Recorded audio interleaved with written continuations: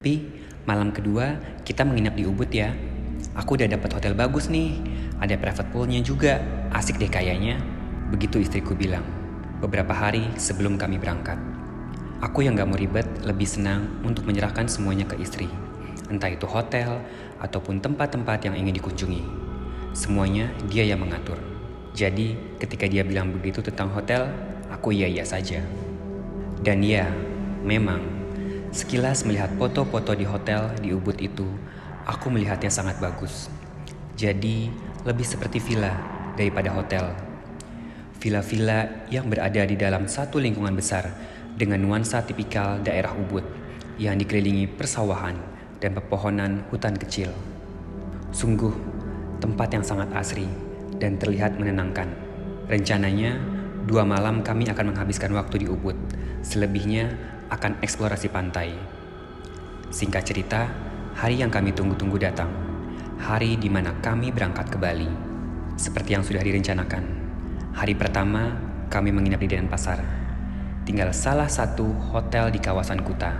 Gak ada yang perlu diceritakan di hari pertama ini. Semuanya berjalan normal. Hari kedua, barulah menuju Ubud. Sengaja memilih Ubud karena kami memang menginginkan suasana alam persawahan untuk healing yang menenangkan. Tapi baru pada sore harinya kami berangkat menuju Ubud, tempat kami menginap.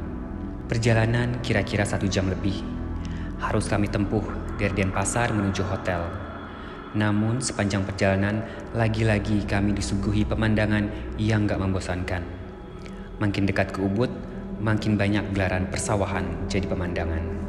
Gak terasa, menjelang jam 6 sore, setelah melalui jalan yang berliku, kami hampir sampai. Menuju lokasi hotel yang letaknya gak di tengah kota, kami harus melewati pedesaan yang masih tergolong sepi. Dibantu Google Map, kami mengikuti arah jalan yang ditempuh.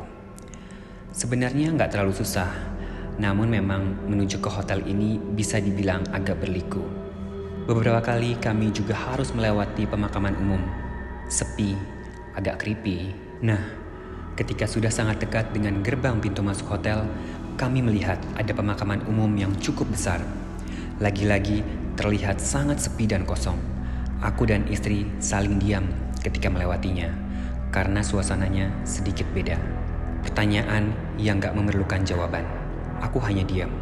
Gerbang bergapura besar khas Bali berdiri di tengah pepohonan.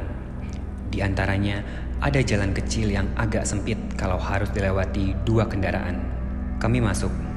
Pak Satpam dengan ramah memberi petunjuk kemana kami harus mengarah untuk menuju lobi.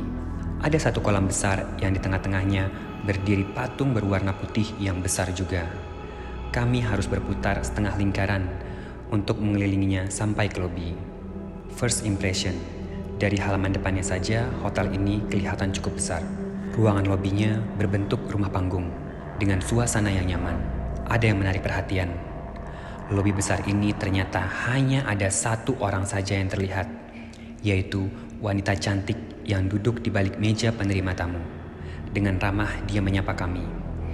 Selanjutnya, istriku yang melakukan proses check-in, sementara aku melihat sekitar. Seperti yang sudah aku bilang, bangunan lobi yang besar ini berbentuk seperti rumah panggung. Jadi ada 1 balkon di sisi kanan.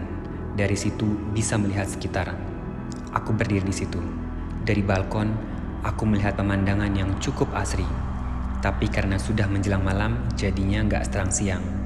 Tapi walaupun begitu, aku masih bisa melihat rindangnya pepohonan hutan kecil yang jaraknya hanya belasan meter dari tempatku berdiri. Pemandangan yang indah.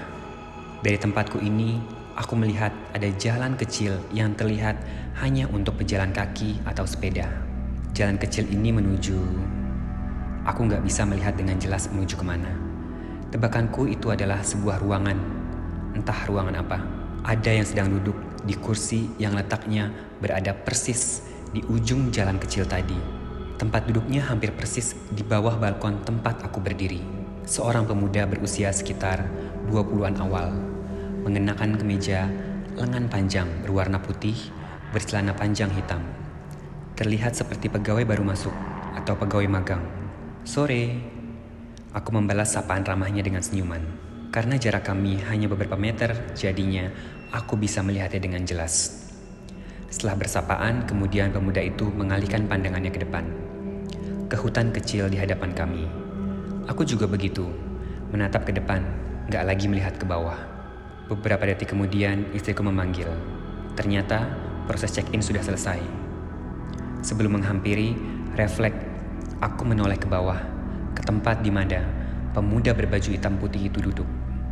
Tapi aneh, ternyata dia gak ada di tempatnya. Kursinya sudah kosong. Mungkin sudah masuk ke ruangan, begitu pikirku. Tapi masa iya? Hanya dalam 3 atau 4 detik. Tapi ya sudah, aku gak terlalu memikirkannya. Setelah itu, aku langsung menghampiri istriku. Nanti kendaraan bisa parkir di tempat itu saja ya Pak.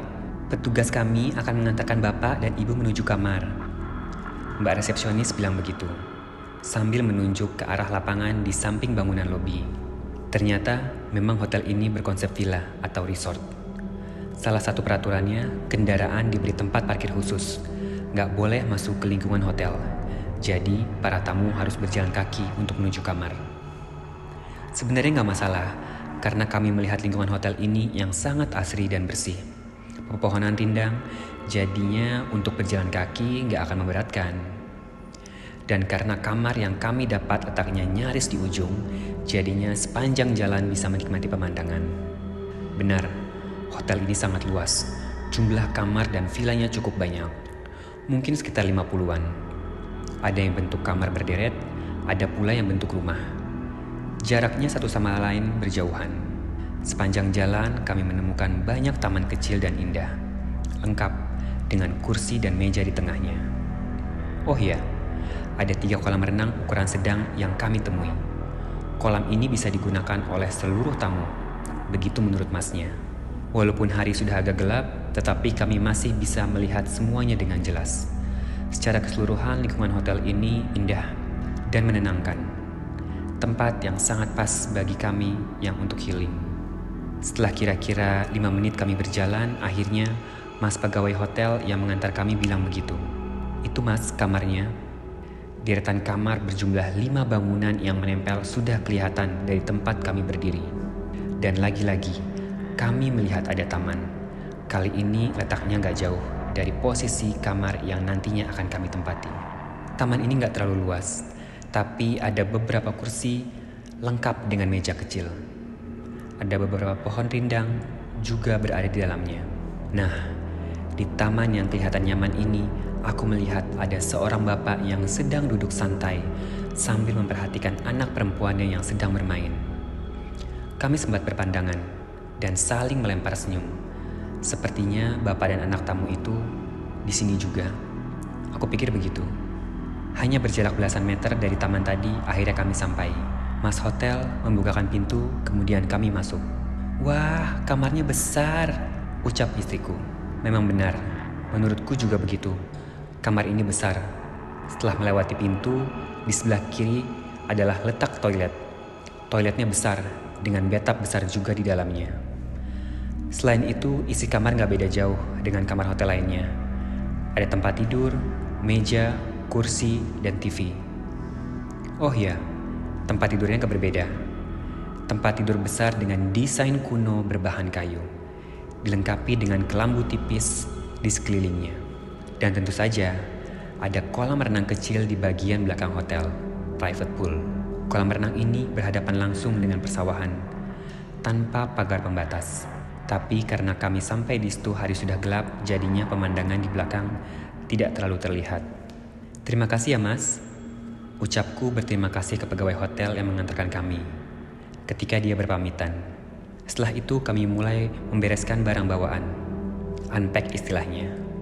Oh iya, rencananya kami akan menginap di hotel ini selama 2 hari. Pi, tas hitam yang satu lagi kemana ya? Kok gak ada? Iya, ternyata ada salah satu tas kami yang gak ada. Aku pikir mungkin tertinggal di dalam mobil atau lobi hotel. Aku bilang akan menelpon ke lobi. Setelah itu, aku terlibat percakapan dengan staf resepsionis di ujung telepon, menanyakan keberadaan tas kami. Tapi ketika masih dalam perbincangan, tiba-tiba pintu kamar ada yang mengetuk dari luar.